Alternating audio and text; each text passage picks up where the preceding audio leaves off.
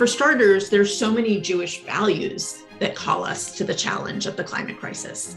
Not just the ones that we think of usually like Shomrei Adama, protecting the earth, or Bal Tashchit, don't waste, but also Tirdof Tzedek, pursuing justice, and Shomer Ger Yatom V'Almana, protecting the most vulnerable. And of course, the ultimate, Lador Vador, living generation to generation. There are a lot of powerful women that lead organization and make very big things, but there are more and more women that says out loud, I'm a feminist, and that is the change. If we're going to combat anti-Semitism, we have to combat all forms of hate, but we're all human. We need to combat all forms of hate.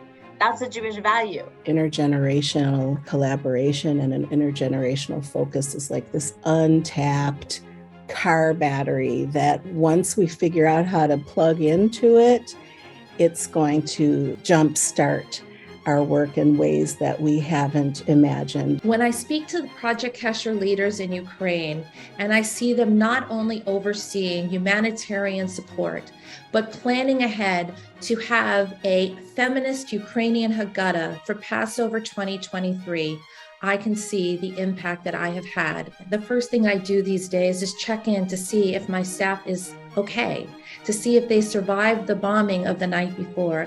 And I think the critical piece here is to understand that we're not only investing in the mission of the organization, but in the humanity of each of the people we work with.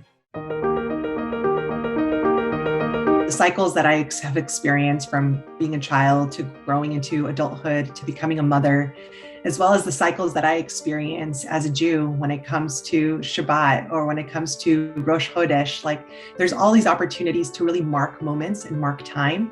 And with each marking moment, there's an opportunity to reflect, look inward, and continue growing. And I think that both being a Jewish person and a Jewish woman has really allowed me to continuously be evolving as a leader. People say, why do you do this? And I say, how can I not? This is my religion. This is my country. These are my people. I mean, I don't have a choice. I don't see it as a choice to walk away.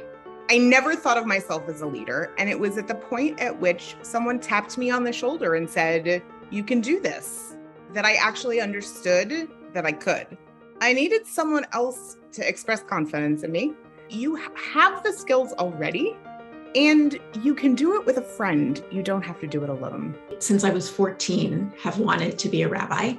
I think that there were religious leaders making social change like Martin Luther King and Mahatma Gandhi, who I understood to be at this intersection of spiritual life and activism. I never wanted to be a leader. What I knew is that I wanted the world to be in a very particular way, and that if I wanted it to be in that way, if I wanted it to be Jewish and feminist and activist, that I might have to step up to take on that role. Being Jewish, a woman, and a leader inform everything that I do. Those are the primary lenses through which I see the world. Today, there's so many things that give me hope. In particular, I love looking at what younger generations are up to, what they're thinking about. I almost feel as if there is nothing that can stop them. I learn from the young people I work with every single day. It's part of why my work is so exciting. And they are my hope. I get off every call with them hopeful for a better present, hopeful for a better future, hopeful for the Jewish community and for the greater community at large. Collaboration. I have team members, community members all around the Orthodox world, literally from Melbourne to LA and everything in between, who are working together. I work with them constantly and collaborate to make things better. And I know we'll get there because people are passionate and people care. And that working together towards a goal is all the hope I need to get out of bed and to do it again every single day.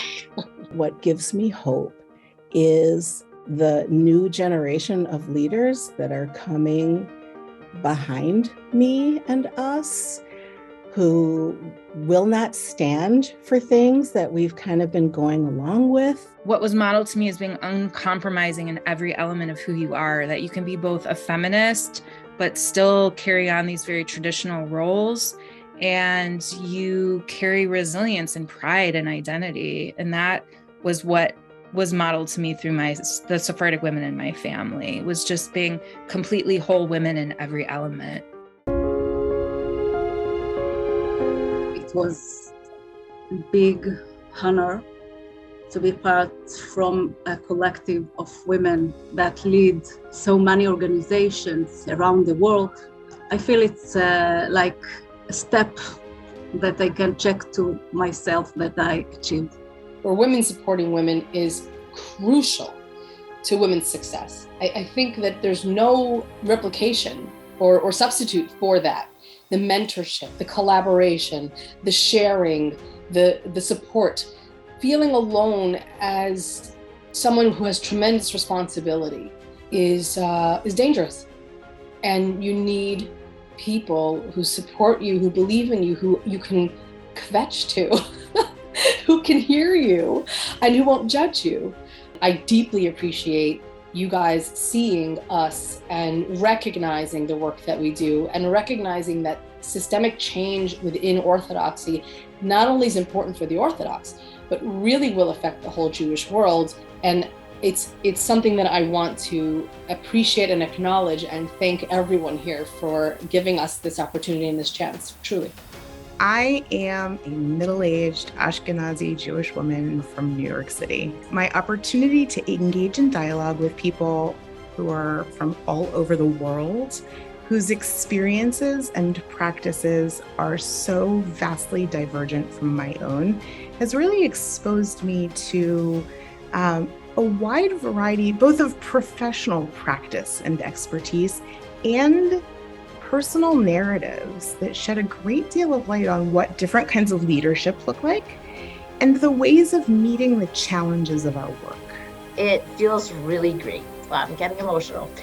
It feels great to be claimed as a Jewish leader by my Jewish community doing this work in this space. Being surrounded by other Jewish women leaders, many of whom speak about the need for self-care, has influenced me. And it's been a really important reminder that, hey, I'm deserving of doing one-on-one coaching, and I'm deserving of taking the time away from my core responsibilities to take care of myself. And in fact, that will help me be a stronger, better leader. The other women I've met participating in this have become friends and confidants and cheerleaders and people who give me strength on the hard days, and there are a lot of hard days. And I'm just grateful to be in this community of like-minded women who are aiming for the same successes and struggling with the same challenges. One more reason I'm grateful to the organization is that they recognize the critical importance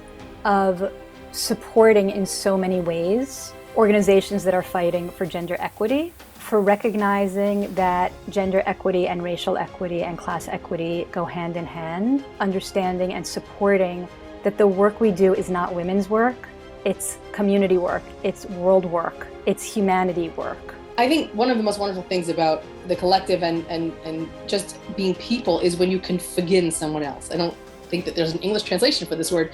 To forgive is to like be happy for someone else's success. That support and that, you know, when you share, this is what happened and this is what I did and these were my successes, it's just massive. You know, it just gives you that cushion to just keep going. And I think that's what I would say. Other than the learning, that is what I got from the collective. The greatest gift of the collective has been the caliber of the women in this group and the staff that oversees it. Because whenever I need to have a resource or someone to turn to, I find the women in this group to be extraordinary. Being part of the collective has impacted my leadership in so many ways. First and foremost, I get to be a part of a network of really badass women who are doing incredible things, who are values-driven, who are passionate, who are eager to help one another out. And to me, being part of a space that is truly about supporting one another in a way that is not competitive, it really rejects scarcity mindset and truly seeks to empower one another has been the greatest takeaway for me as a leader.